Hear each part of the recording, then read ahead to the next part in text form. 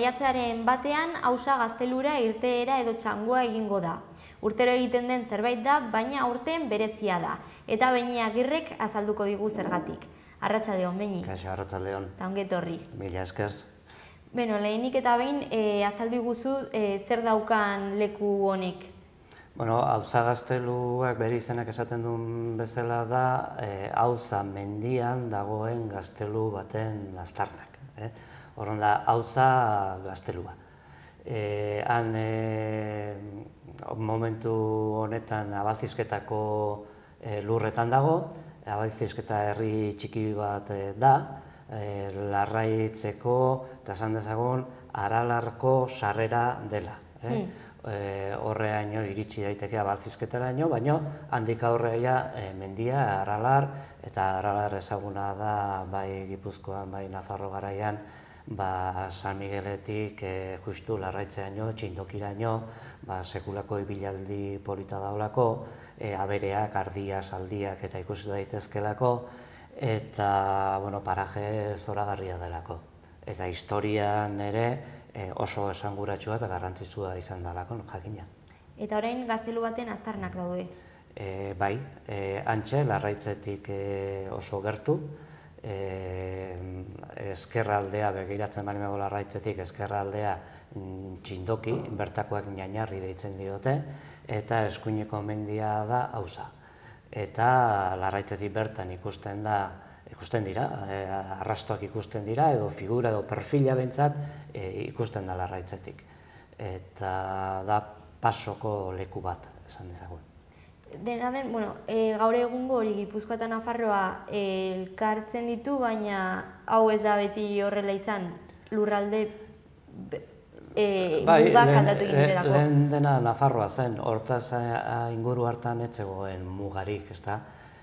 Muga sortzen da Gaztelak 1400ean oraingo Gipuzkoa hori konkistatu egiten duenean, 1400ean sartzen da, eta gaztelu horren lehenengo aipamen idatzia justu daude hor, Ximenez de Erradak aipatzen duelako nola Gaztelak hartu egiten du, hartu da harrapatu.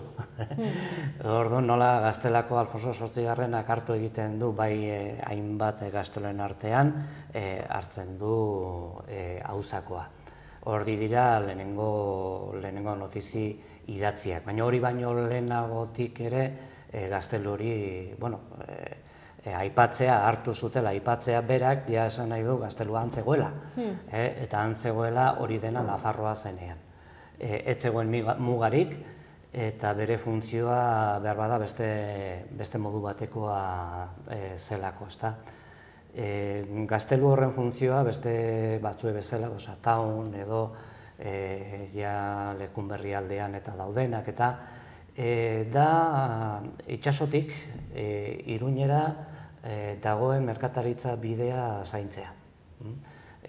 Iruñatik eta atzeago Nafarroko herriberatik etortzen ziren gaiak, merkataritza gaiak, alde era guztietakoak, itsasoratzen ziren lehenengo antzinean Getaritik, eta Getari zanen Nafarroaren portu garrantzitsua, baina Antxo Seigarrenaren garaian ja Donostia hartu zen portu nagusia bezala esan dezagun, Nafarroko erresumaren gaien edo merkatari gaien bai importatzeko eta baita esportaziorako. Eta bai Getari aldera jotzeko eta bai Donostira aldera joteko bidea justu horti zen, Auzatik zen. Edo bideetako bat esan dezagun, baina esan dezagun bide nagusietako bat. Eta hori zergatik jakiten da? Horretarako, batetik, 1025ean dago donazio bat, emaitza bat dago, Antxo hirugarrena nagusiaren garaian. 1025ean dokumento bat dago, Altzo, bai, Altzon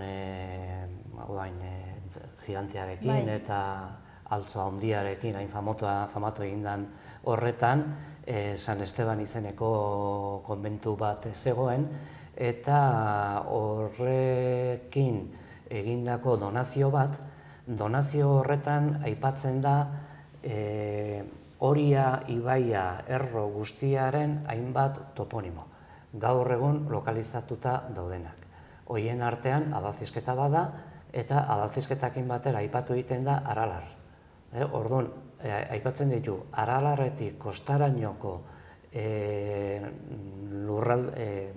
lur batzuk edo ondasun batzuk Leireko monasterioari ematen zaizkionak horren kudeaketa egiteko eta horren amarrenak edo horren zergak kobratzeko.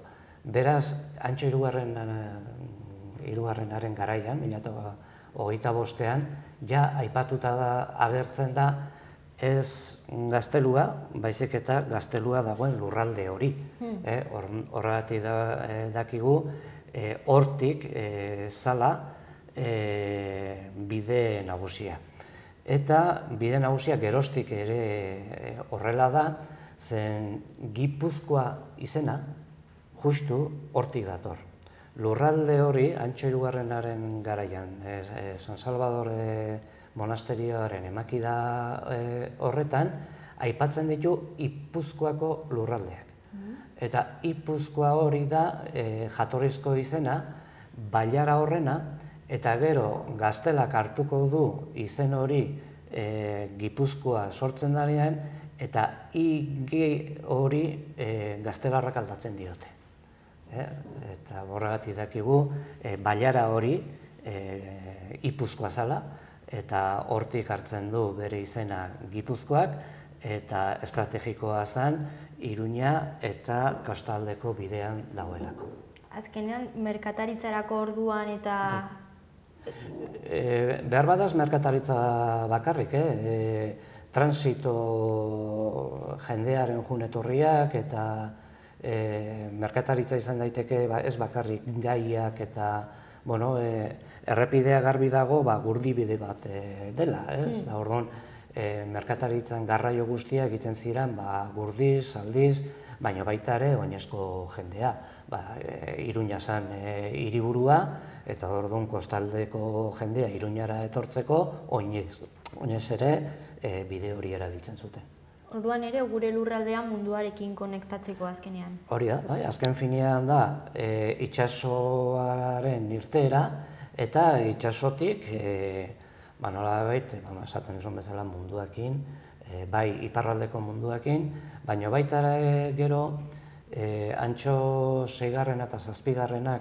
Erabakitzen dutenean Donostia izango zala Iruñako portu nagusia, badaude bestelako notizia eta dokumentu batzuk ere oso interesgarriak. Benjamin Tuterakoa, judutar bat izan zen, negozio gizona, eta honek egin zuen bidai kuaderno bat edo idatzi zuen. Bera Asia aldera juntzan, Mediterraneo guztia zeharkatu zuen, eta berriro ere Italiatik peninsulan bukatu zuen. Bere bidaian, momentu batean Alejandriara iristen da. Eta Alejandriako portua ikusten duenean txunditata gehatzen da, eta deskribatu egiten du nola Alejandriara joeten diren bai genobarrak, bretoiak, portugaldarrak, egiten du horrelako aipamen batzuk, eta egiten du aipamena Nafarroko itsasontziak joeten zeudela atrakatuta, beak ikusi ditula, atrakatuta Alejandrian.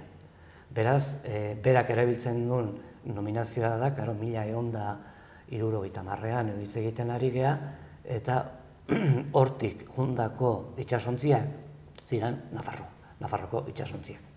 Beraz, oso dokumentatuta dago garai hortan Nafarroa zela, eta lurralde osoari ditzen zitzaiola Nafarroa. Ze interesgarria. Bai. Orduan... Nik uste, gure historiak baditula pasarte asko ezagutzen ez ditugunak. eta pasarte asko deskubritzen dituzunean benetan txundigarria direnak, ezta? Eta ez okurritzen Nafar itsasontziak egon zitezkeenik garai hortan, 12. mendean, egon zitezkeenik Alejandrian, hemengo merkataritza eta Nafarra mundura ateratzeko portua bezala, ezta? Bai. Orduan, gaztelu honek garrantzia handikoa zehazkenean paso hori babesten zuen. Hori da. Bai, berez ez da gaztelu handi bat, forma borobila du, konikoa, bai? Ez zuen izango altura handia eta ez zen izango jende askoren edo soldadu askoren egoitza ere. Zen azken finean honek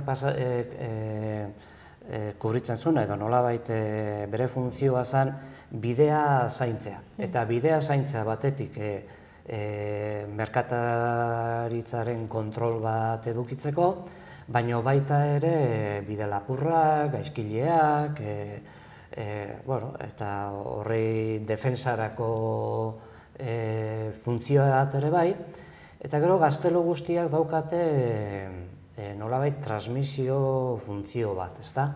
Hau da, nola iristen ziren kostaldetik Iruñaraino notiziak, notizia azkarrak, bai, zaldiz datorriko ziren egun batetik besterako notizia, baina bere halakoak inbasio kaso batean adibidez,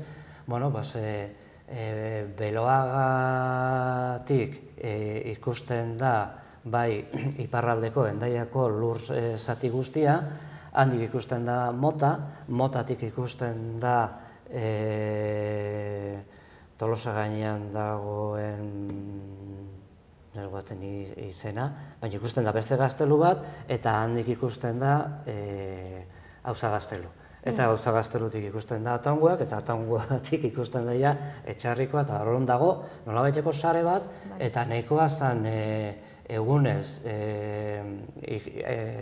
ikusi egiten zen, eta kearen bidez, edo suaren bidez, komunikatzen zen, kode batzuen bidez noski, eta oso ordu gutxietan Beloagan gertatzen ari izana, jakin zezaketen Iruñean zerbait arraroa edo larria gertatzen ari zala, ezta?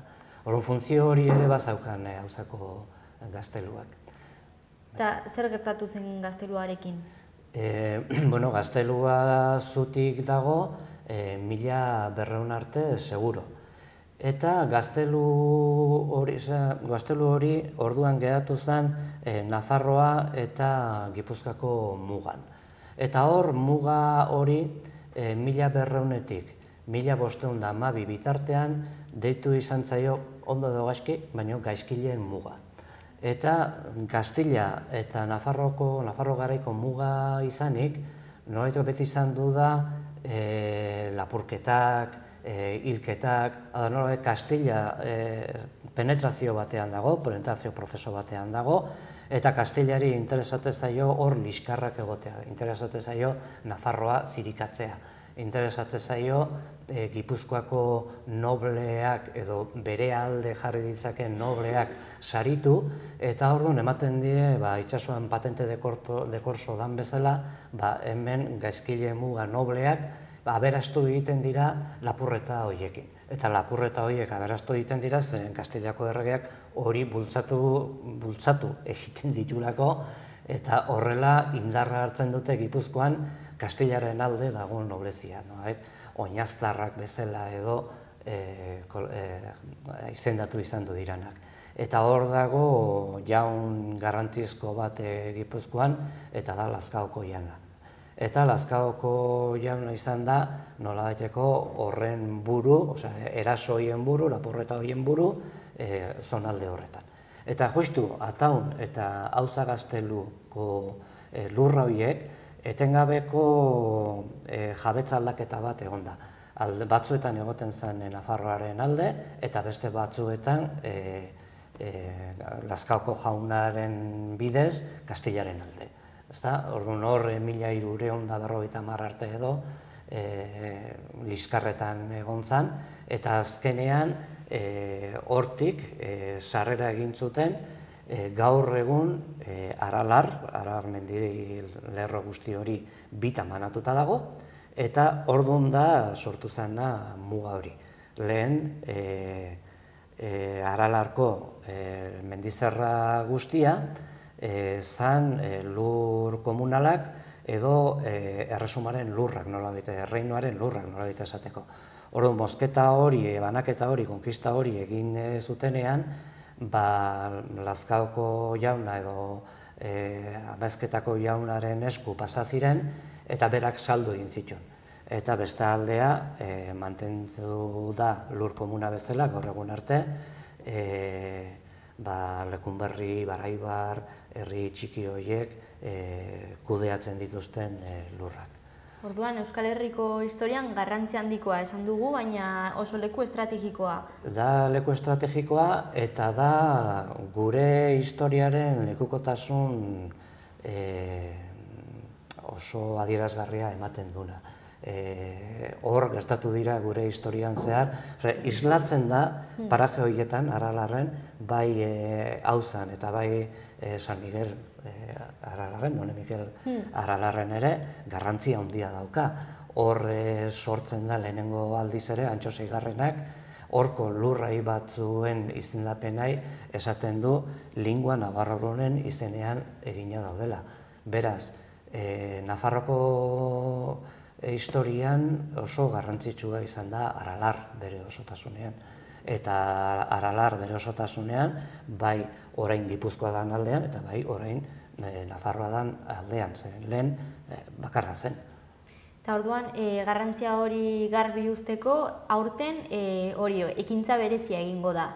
Bai, badaramagu, nik uste, 12. urtea izango dela hau, oso ekimen xumeakin hasi izan kontu bat, jonda pixkanaka, ez dakit, indarra hartzen edo, gauzak esplikatzen dituzun neurrian ere jendeak konturatzen da hemen balore handi bat dagoela, ezta. Orduan, hasi ginen besterik gabe, oazen mendir irtera bat egingo dugu eta Gazteloren gainean Nafarroko bandera jarriko dugu. Horrek ekarri zituen ere pixka bat herriko jendeen artean eta Nafarroko bandera zer egiten duen hemen, ezta. Hitzaldi batzuketan antolatzen genituen, urtero egiten hasi ginen, urte batetik bestera ja normala bezala ikuste zuten, beste urte batean Gazteluan bertan plaka txiki jarri genuen inoxidablekoa, aipatuz leku hau Nafarroko lurretan zegoen eta Gaztelu honek bidea zaintze zuen, hori Iruña eta kostaldeko bidean zaintze zuen, plaka esplikatibo txiki bat, ezta. Horrek indarra hartu du eta konturatu ginen ere gu bakarrik egiten genuela eta pixka oso simbolikoa geratzen zala. Etzala nahikoa hori difusiorako edo horren zabalkunde gerako. Gure helburua zen noski da horko historia edatzea edo zabaltzea. Horrek indarra hartu zuen neurrian, konturatu ginen justu maiatzaren batean urtero egiten zutela abereak askatzea larrera. Aralarko lurretara libre usten dituzte abereak, zaldiak, ardiak, behiak, bigantxak. Eta hor, festa handi bat egiten da, nik uste dut nekazaritza munduko festa bat bezala hasi zala, baina gaur egun nekazaritza mundu hortako festatik aparte mendizaleen festa bat ere bada, eta orain da nekazaria, mendizaleak eta nabarraldekoak. Hor pixka bat borobildu egin dugu festa egun hori, eta bain dela 3 bat urtetik honea, gehiago, igual 5 urte edo, 5. izango da hau, bertan izaten gerala maiatzaren batean, festa horren barruan integratuta, badaukagu erakustoki bat nabarraldeen materialak, banderak eta holako gauzak eta saltzeko, eta bide batez informazio puntu bat da, hau dena bertakoai edo bertaratzen direnei kontatzeko, ezta. Oso festa politia da, beste leku batzuetan ikusten da nolabait ardiak eta nola zeharkatzen duten herria eta trasumantziako kontu hori, hemen antzeko gauza bada, baina ardiaz gain zaldiak, oiokak, ahariak, behiak, denetako animaliak, eta da, larraitzetik bidaltzen dituzte mendiraldera, eta orduan da, larraitzetik ikustea behiak eta nola mendiratzen dira, hasten diran bazkan, eta oso polita da, eta disfrutatzeko egun bat, eta gero bazkari bat egiten du, hango sagarrotegi batean, eta hori izaten da, pixka bat kultura, historiaren edapena, eta ongi pasatzea ere, zergatik ez. Eta orduan aurten ofizialtasun, xumetasun horretatik bilatzen den ofizialtasun hori neurri batean lortu egin da, ez? Edo lortuko da. Ez, nik uste dut bideo horretan gaudela eta aurten nolabait beste sello bat eman diogula ekimenari, ezta? Aurten Abaltzizketako udalak, Larraitz hori Abaltzizketan dago, gaztelua ez dago Larraitzen, baizik eta Larraitzetik aurrez aurre ikusten da gaztelua, Abaltzizketako lurretan, ezta?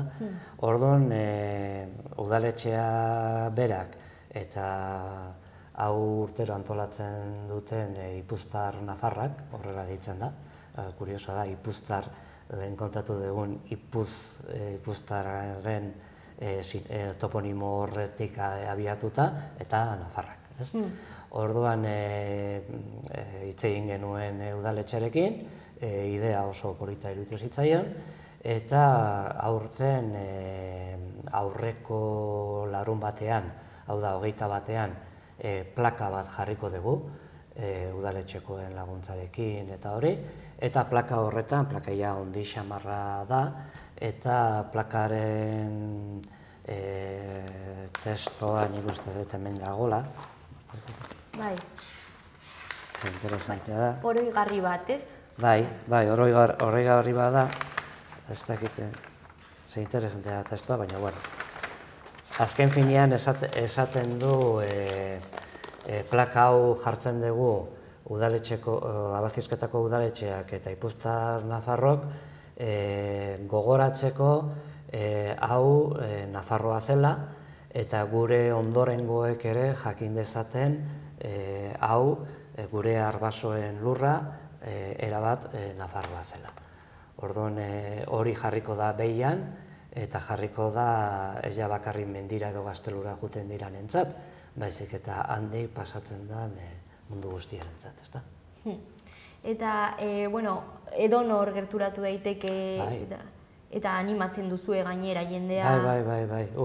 Festa egun bada, simbologia asko handiko festa bada, gure Nafar identitatearekin lotura handia daukan festa bat, bada festa horretan aipatu dudan bezala, badago popurri bat, nolabait esateko, badaude mendizaleak, eta, handabil jendea, baina gure presentzia da eta gure helburua da kontatzea, ez dela bakarrik festaleku bat eta animaliak, ez leku horrek historia bat dauka, eta gure historia dauka, eta gure ikuspuntetik kontatzen dugu. Eta azkenean, zergaitik da garrantzitsua guzti hau kontutan izatea gaur egun?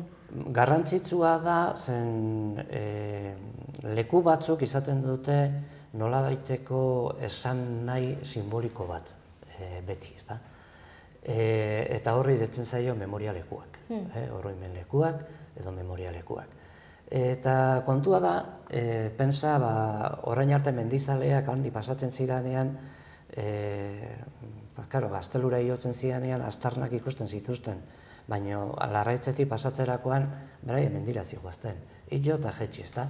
Baina igande hortatik maiatzaren batetik aurrea, horrez aparte, jendeak ikusi egingo du plaka bat, eta plaka horretan gogoratu eraziko diote mezu oso garrantzitsua. Eta gazteluan dagoen plakak ere funtzio bera betetzen du. Hau da, zu astarna batzen aurrean zaudenean, hor dauden harriak hitz egiten dute. Hau da, hitz egiten dute zuk entzuten balima dakizu. Zuk horren historia ezagutzen badazu. Eta horren historia balima da, zure herriaren historia, nola beteko, ez dago zalantzarik, Nafarroa ginen denok. Eta ez da hori adibidez Espainiako telebistetan, irratietan, komunikabideetan esaten digutena. Hori tapatu egiten dute. Haiek tapatzen bali madute da, haiek nolabaiteko beldur bat edo badaukatela hori jakin dezagun. Guretzat ona balin bada, jarri mahai gainean eta jakin dezagun denak hori gure historiaren parte badala. Azkenean, nora ailegatu garen ulertzeko ere garrantzitsua da. Oso importantea da. Zen, hemen Baskonia esaten dezu, eta Baskonian relazionatu egiten da Nafarro garaiekin, Baskoiak eta badakizu musulmanak egon zirela, erromatarrak ere bai, baina oso gutxi ezagutzen da nolatan iritsi ziren gaztelarrak honea. Hori beti tapatu egiten da.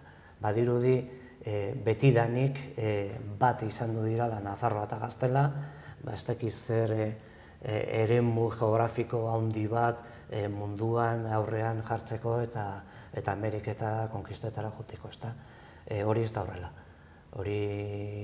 Horrek bere historia dauka, eta bere historia ezagutzen duzunean, orduan konturatzen zara zer gertatu den hemen. Eta gertatutako hori derrigorrez transmititu egin behar da. Ez bada transmititzen, ez bada esaten, ez bada balorean jartzen, galdu egiten da. Eta oroimen hori galdu egiten bali madegu, gure herria galduta dago. Eta azkenean, botere handiko herria, ze hori, Nafar itxasontziak Mediterraneoan zehar... Nafarroa izan du da Europan, 16. mendera arte, izan du da batetik kultur mailan oso aurreratua. Zeren Nafarroko garaian konkistatuta gero ere Shakespeare beak esan zuen Nafarroak mundua liluratuko du, baina Nafarroak mundua liluratuko du ez beraien Nafarroaren konkista eta gerra eta ez zerengatik, baizik eta Nafarroaren jendearen kultur mailagatik. Nafarroako zuzenbide joeragatik, zuzenbide Pirinaragatik, kulturari ematen zioten garrantziagatik, erresumak ez daukan antolaketagatik. Horregatik zen handia batez ere Nafarroa. Eta nola handia zen horretan, baina ez hain handia modu militarrean, konkistatu izan zen modu militarrean eta ez kulturalean. Oso interesgarria, eta honekin zerikusia daukan liburua aurkeztu zenuen hemen, orain dela hilabete batzuk, Gipuzkoako historia Nafarra, Euskal Herria osotasunetik, eta astelehenean Kondestable Jauregian honen inguruko hitzaldia emango duzu.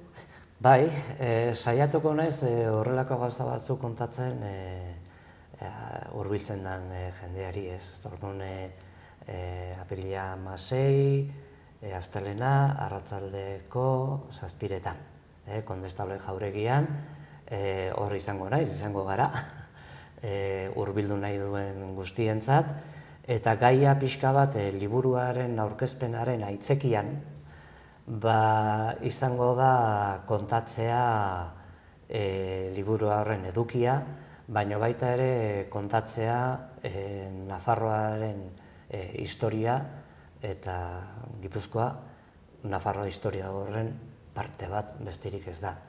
Eta parte garrantzitsua esango nuke. Kontatuko diet Hernani tutera baino lehenago zala Nafarroa. Kurioso da, Auza Gaztelu tutera baino lehenago da Nafarroa. Tutera, Alfonso lehenengoa borrokalariakin, 1124 inguruan, orduan sartzen da tutera Nafarroan. Eta 1025an ja aipatu dugu Auza Gaztelu Nafarroa zela. Beraz, kuriosoa da, baina hori ez digute inoiz kontatu, Eta azkenean askotan gertatzen dena da, hori azkenengo urteotako, eta honekin esan nahi dut, azkenengo hamarkadetako historia buruan daukagula, eta ematen duela horrela betidanik izan dela, mugak betidanik horrelakoak izan direla, baina ikusten da ez dela horrela. Eta gauza asko pasatu direla tartean. Bai, eta gaur egun garrantzia handia ematen zaio bai relatoari, bai historiari, oroimen lekuei, baina baita ere oroimen historikoari, memoria historikoari garrantzi handia ematen zaio. Eta nik uste dut Nafarrok hor gaudela trampa batean. Eta trampa batean gaudez, memoria historikoa bakarrik esate zaio 36. Urteko, 1936ko gerrari. Ez da, frankismoa, eta frankismoaren alde, frankismoaren kontra, frankismoaren biktima, oroimenak, eta hori dena erabat ados, hori gure herriaren oroimen historikoaren parte bada. Eta zein da beste partea. Eta batzuk egiten dute saiakera bat, gerra karlistetara, foruetara, itun edo paktua edo amejoramentura, zergaitik jarri behar diogu muga bat hain aspaldikoa den herri baten memoriari. Hori da. Karlistak eta foruak eta hori baino lehenago, hemen zegoen erresuma subirano bat, independente bat. Zergaitik ez dugu gutxienez horreaino juten, eta atzerago ere jun gaitezke, eta atzerago juten magera ere ikusiko dugu euskara lurra ontako hizkuntza naturala dela, eta bere zabaltasun osoan. Ez naiz sartuko tuteran betidanik hitz egin dan edo ez, tuteran hitz egin da arabierraz, juderaz, erromantzeaz, baina askotan esaten denean baitu tuteran inoiz ez da euskaraz egin. Hori ez da egia. Tuteran badaude arrastoak euskaraz eta jendeak euskaraz egiten zuela badaude dokumentuak. Seguru dana, da etzala hitz egiten gaztelaniaz gutxienez 12. mende arte. Zergaitik? Gaztelania sortu egiten dalako 10. mendean. Orduan, gaztelaniaz ez hitz egiten, ez da kastilan ere. Ez zen existitzen. Bablea eta babletik eratorritako romantzeak hitz egiten ziren, gaztelania ez. Eta hori, segun nola kontatzen desun, euskara tuteran inoiz ez. Kontuz, oso berria da gaztelania, tuteran. Tuteran lehen beste hizkuntza batzuk hitz egiten ziren, ziur, horien artean euskara. Bai, eta horregatik ez dugu ahaztu behar. Hori da, ez gaitzaten engainatu. Mila esker etortzeagatik behin, eta... Mila esker zuei. Birgogoratu ezagun badazpada hori maiatzaren batean izango dela irteera. Goizeko 9:00 irtengo gera Larraitzetik. Ordu tardiko mendi bilaldi bada. Azken momentuan da pixka gogorra, baina bestela da basoan zehar horrelako trabesia bat, horrelako txango bat, ez da? Erresa da baita umeentzat ere. Esaten du, gaztelura igotzea, gaztelua igotzera zaila izan behar du, bestela litzateke gaztelu bat izango. Orduan, bai, 9:00 aterako gera Larraitzetik, 11:00 egingo da omenaldi bat gazteluan bertan, bandera jartzea, kantatu egiten dugu, irakurri egiten da komunikatu bat edo adierazpen bat, eta aldi berean Larraitzetik, bistaz aurrez aurre gaudela, han bertan ere jarriko dugun xafla edo oroimen toki oroigorri horri egingo dugu ere omonaldia. Gero ordu batetan denok biltzen gera han, eta gero bazkaltzera. Eta hori baino lehenago, astelenean? Astelenean, astelena 16, arratsaldeko 7:00, Kondestable Jauregian. Hor egongo gara. Mila esker, hau dena jendeari esategatik. Zuri, zarela kontatzen duenak. Hurrengora arte. Hurrengora arte.